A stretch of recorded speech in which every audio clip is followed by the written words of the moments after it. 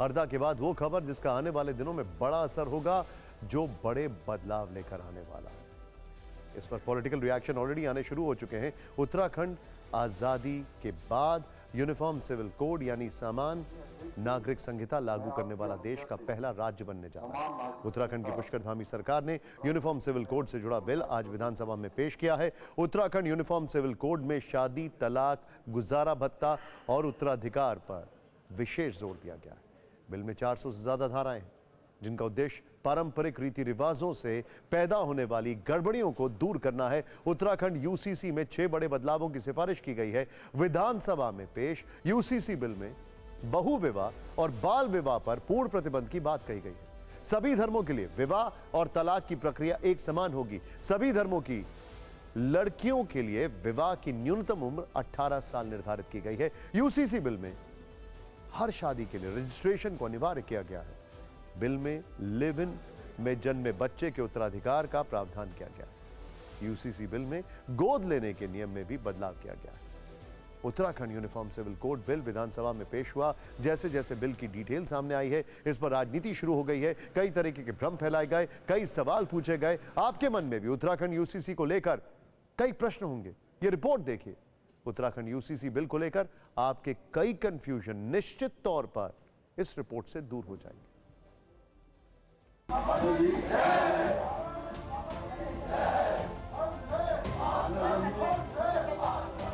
हर कोई जानना चाहता है कि 749 पन्नों के रिपोर्ट के आधार पर तैयार बिल में क्या प्रावधान है।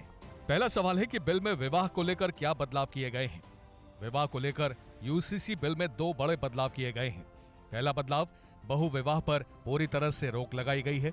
दूसरा बदलाव, शादी का रजिस्ट्रेशन अनिवार्य होगा। दूसरा सवाल, शादी का रजिस्ट्रेशन नहीं कराया तो क्या होगा? जवाब, अगर किसी ने शादी का रजिस्ट्रेशन नहीं कराया तो उसे सरकारी योजनाओं का लाभ नहीं मिलेगा। तीसरा सवाल, लड़कियों की शादी की उम्र को लेकर बिल में क्या प्रावधान है? इसका जवाब है, सभी धर्मों में शादी के लिए लड़की की न्यूनतम उम्र 18 साल निर्धारित की गई है। चौथा सवाल, यूसीसी बिल से तलाक को लेकर क्या बदल जाएगा? जवाब, सभी धर्मों में तलाक की एक समान व्यवस्था रहेगी। पर्सनल लॉ के तहत तलाक प्रतिबंधित होगा। मुस्लिम धर्म में हलाला और इद्दत पर रोक रहेगी। पांचवा सवाल, उत्तराखंड यूसीसी बिल पास होने के बाद किन लोगों पर लागू होगा? जवाब ध्यान से सुन लीजिए। बिल में प्रस्तावित प्रावधान उन लोगों पर भी लागू होंगे जो उत्तराखंड के तो नहीं हैं, लेकिन 1 साल से ज्यादा समय से राज्य में रह रहे हैं। बिल के प्रावधान उत्तराखंड के उन लोगों पर भी लागू होंगे जो दूसरे राज्यों में रह रहे हैं।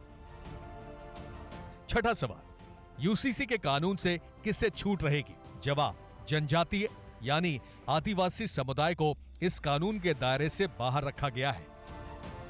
सातवां सवाल, लिव इन रिलेशनशिप को लेकर बिल में क्या प्रावधान है? इसका जवाब है, लिव इन रिलेशनशिप में रहने वालों को रजिस्ट्रेशन करवाना होगा। दूसरा, इसकी जानकारी माता पिता को देनी होगी। आठवां सवाल, बच्चा गोद लेने पर क्या होगा? जवाब, मुस्लिम महिलाएं भी बच्चा गोद ले सकेंगी। बच्चा गोद लेने की प्रक्रिया आसान होगी। All India Muslim personal law board ने कहा है कि अगर आदिवासियों को इस बिल के दायरे से बाहर रखा गया है तो फिर ये चीज मुसलमानों के लिए क्यों नहीं की गई? उत्तराखंड यूनिफॉर्म सिविल कोड का सबसे बड़ा असर विवाह पर पड़ेगा। उत्तराखंड यूसीसी में विवाह को लेकर कई प्रावधान किए गए।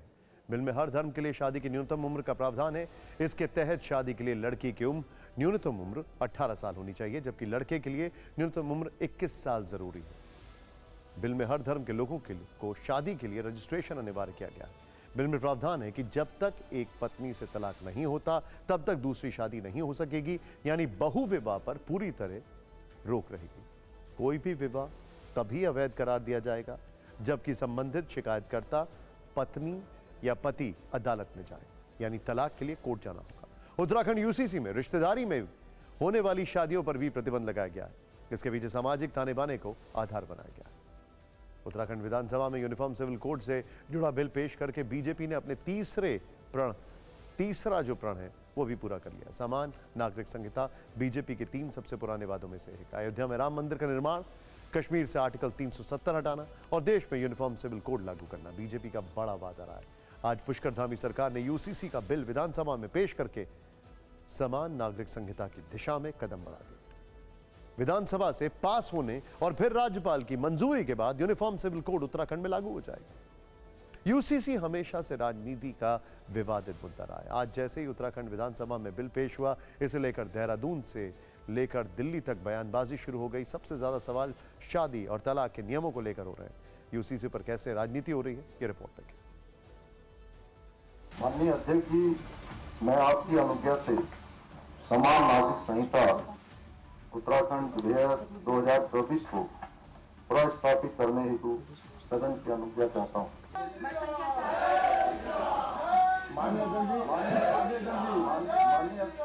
उत्तराखंड सबसे पहला राज्य होगा जहां समान नागरिक संहिता लागू होगी। समान नागरिक संहिता में बहुविवाह, भरण पोषण भत्ता, तलाक समेत ऐसे कई नियम हैं जो पर्सनल लॉ को खत्म कर देंगे। केंद्र से मेरी शिकायत ये है कि उन्होंने उत्तराखंड जैसे छोटे राज्य को, सीमांत राज्य को, जो संवेदनशील राज्य है कई दृष्टिकोणों से, आपने उसको टोकनिज्म के लिए इस्तेमाल किया। यूसीसी का प्रोपेगेंडा खड़ा करना, इस देश में अलग अलग रंग के फूल हैं, अलग अलग रंग के फूलों की महत्ता है। आप पूरे देश को एक रंग में रंग देना चाहते हैं, ये कहीं से भी भारत जैसे विविधता वाले देश के लिए अच्छा नहीं है। भारतीय जनता पार्टी ने धारा 370 हटाने का वादा किया, पूरा कर दिया। रामलला का भव्य मंदिर बनाने का वादा किया, पूरा कर दिया। यूसीसी लाने का वादा किया हुआ है देश की जनता से। भाजपा का विचार का मुद्दा है और आज उत्तराखंड यानी देवभूमि से शुरुआत हुई है। हम कुरान को मानेंगे, उसकी हिदायत को मानेंगे, क्योंकि उन कानूनों से किसी दूसरे को तकलीफ नहीं हो रही।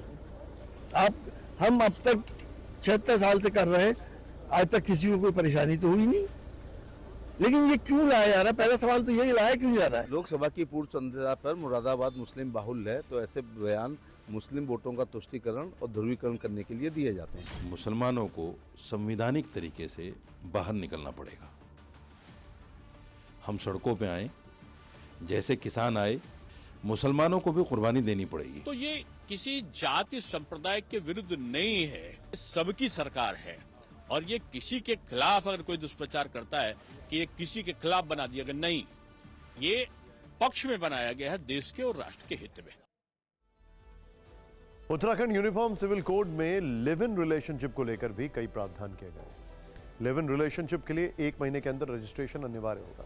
लिव इन रिलेशनशिप की घोषणा जरूरी होगी, ये एक स्व घोषणा की तरह होगा। गलत जानकारी देने पर जुर्माने और सजा का प्रावधान किया गया। नियम नहीं मानने पर 3 महीने की सजा, 10,000 का जुर्माना होगा। गलत जानकारी देने पर 6 महीने की सजा और 25,000 रुपए का जुर्माना लगेगा। यूसीसी बिल में लिव इन से पैदा बच्चों को सारे अधिकार दिए गए हैं। लिव इन रिलेशनशिप से हटने के लिए भी रजिस्ट्रेशन जरूरी होगा। उत्तराखंड यूसीसी बिल को लेकर सबसे तीखा विरोध मुस्लिम नेता और धर्मगुरु कर रहे हैं। मुस्लिम नेताओं का आरोप है कि यूसीसी के जरिए बीजेपी मुसलमानों को निशाना बना रही है। क्या यह आरोप सही है? क्या ऐसा कहना सही है? सच्चाई क्या? चलिए आपको बताते हैं। पहली बात, उत्तराखंड यूसीसी बिल के प्रावधान लागू होने से धार्मिक मान्यताओं पर कोई फर्क नहीं पड़ेगा।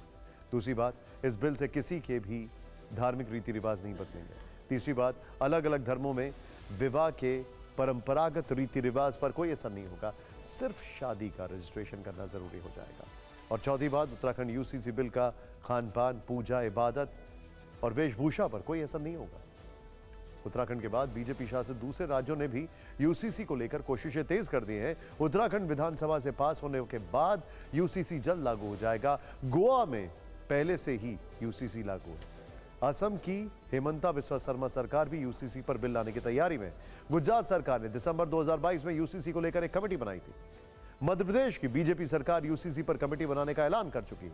हरियाणा में भी इसे लेकर अध्ययन जारी।